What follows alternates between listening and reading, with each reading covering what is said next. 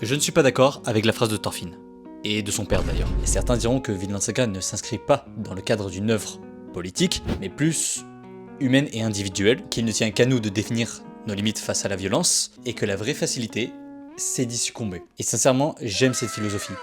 C'est beau, mais je ne suis pas d'accord avec. Du tout. Et à vrai dire, je la refuse même.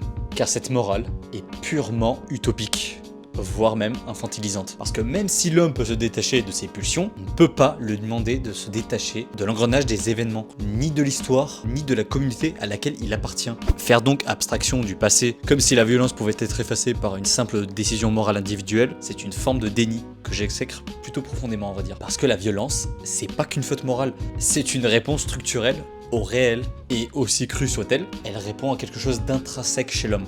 Tout simplement la volonté de dominer son environnement et de transmettre. Et afin de préserver le foyer et la famille justement, il faut parfois avoir recours à la violence, pas seulement la fuite. Et attention, Thorfinn, avant tout, il incarne un idéal. Et c'est précisément pour ça qu'il fonctionne dans le récit. Mais en réalité, encaisser 100 beignes à répétition dans la gueule en disant je n'ai pas d'ennemis ne vous rendra pas meilleur.